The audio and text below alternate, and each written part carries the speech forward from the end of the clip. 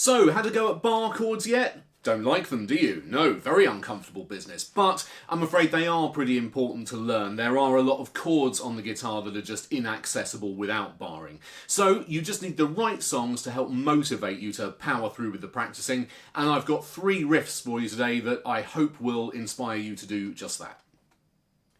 Now, I haven't tried to present these in order of difficulty necessarily, they're just in chronological order of their release, because that satisfies a slightly weird element of my personality. So, we are starting in the 1960s with All Day and All of the Night by the Kinks, which goes like this.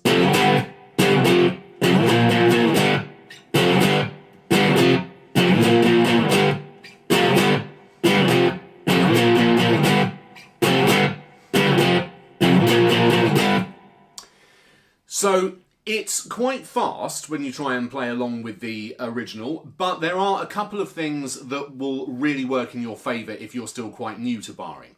Firstly, we're only using one shape, which is the E bar chord shape. So we are beginning with an F chord, where we're barring at the 1st fret, and we've got the middle finger on the G string at the 2nd fret, 3rd finger on the A string, 3rd fret, and the little finger on the D string, 3rd fret. And that's your E bar chord shape, because we've taken a regular E major shape and just shifted it up.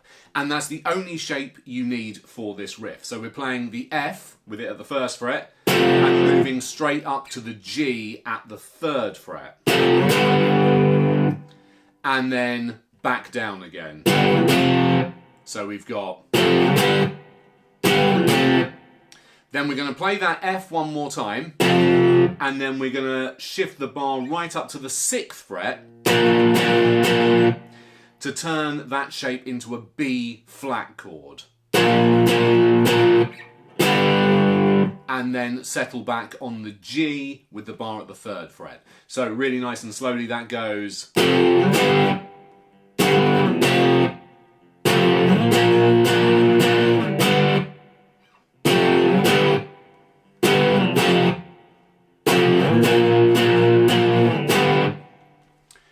So pretty straightforward. You're having to do some pretty big shifts on the fretboard, but as I say, only that one shape to deal with. The other thing that's really beneficial to beginners here is that, and I don't mean this disparagingly at all to the Kinks, one of the best bands ever, but your technique doesn't exactly have to be brilliant for it to sound right. It kind of benefits from it being quite scrappy and loose. You don't need a really precise, really super clear bar right across the 6 strings. Just kind of hitting the lower ones will get you sounding pretty close. And you don't need to hold the bar really steadily. It's played quite staccato with these gaps in there, so you're kind of bouncing up and down off the strings. So if you're finding the mechanics of barring really uncomfortable at the moment, this is quite a good place to start, I would say, because you don't need to clamp the chord down and hold it really steadily for a long time.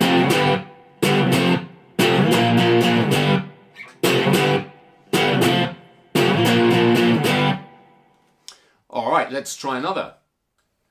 Next up we have Fly Away by Lenny Kravitz, which goes like this.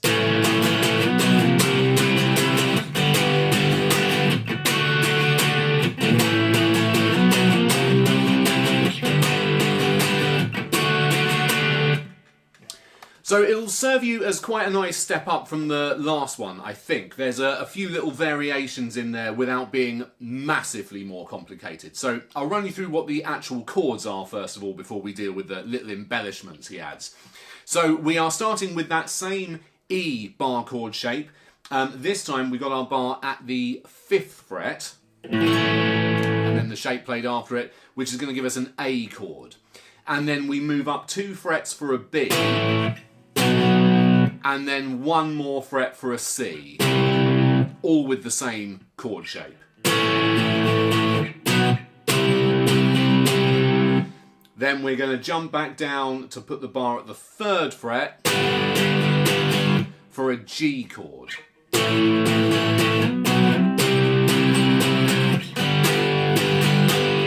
And then we're going to move to a D chord and we're going to use a different bar shape for this.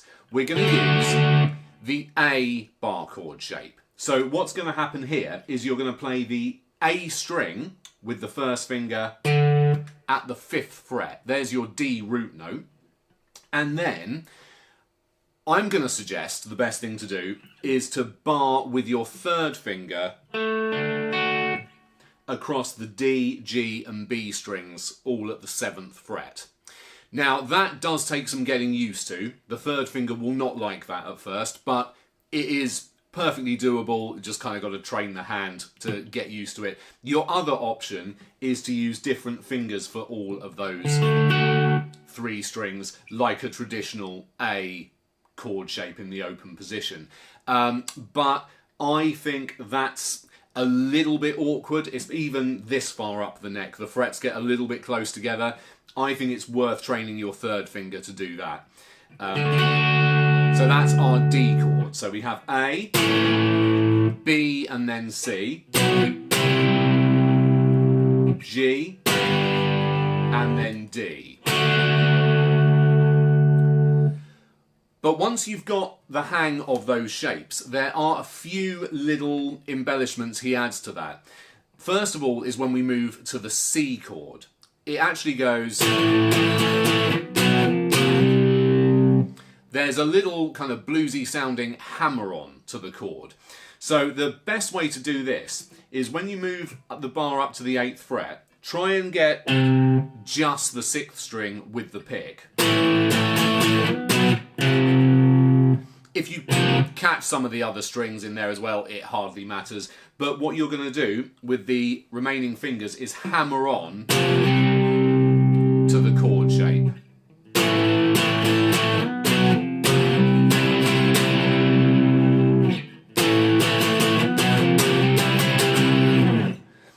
And then down to the G.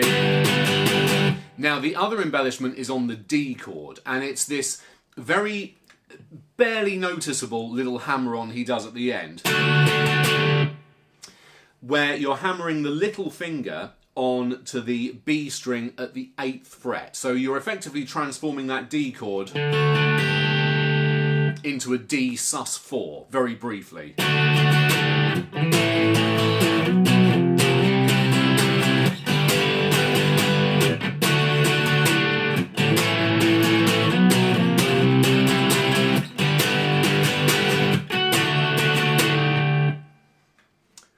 Alright, let's try a third.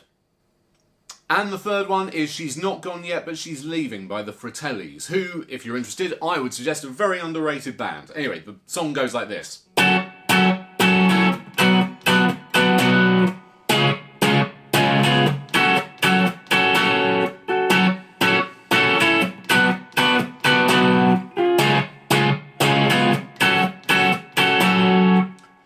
Which is a great example of a riff that you can't play without barring. You're playing chords that require it on the guitar.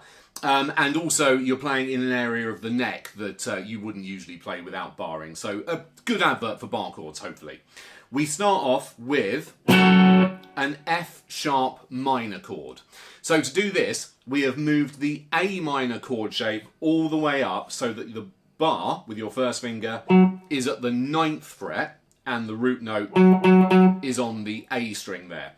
And your other fingers are playing the A minor chord shape like so. So your middle finger is on the B string at the 10th fret.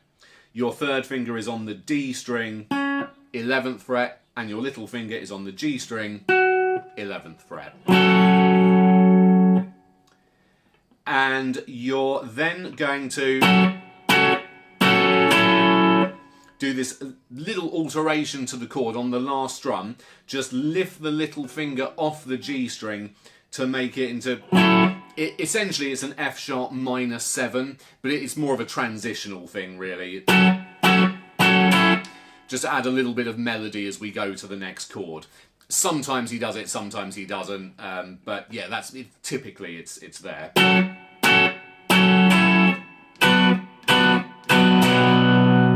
And we're then moving to a B minor chord. And for this, you're barring at the 7th fret, with the root note on the E string this time, and your third and fourth fingers are going to play an E minor chord shape. Then again, the bar shifts up and transforms magically into a B minor chord. So your third finger is on the A string at the 9th fret, and your little finger is on the D string at the 9th fret. So we've got...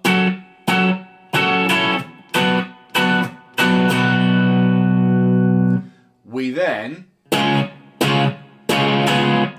move up to a C sharp chord.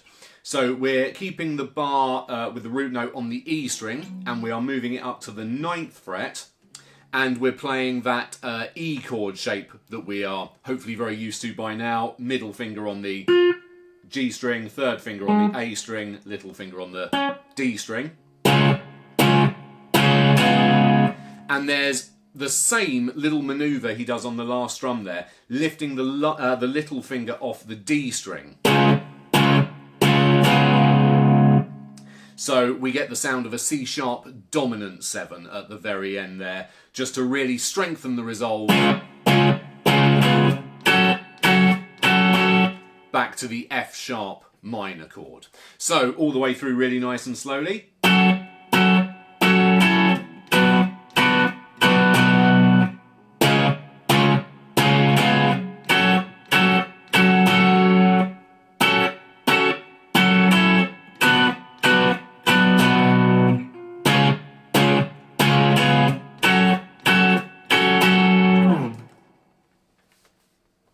So there we go, 3 cool riffs that you need bar chords to play. Really hope there was some stuff of interest there to you. Do let me know what songs helped you perfect your bar chords, and in the meantime, if you would consider liking and subscribing, I'd be very grateful, and I'll see you again with something else soon. Cheers.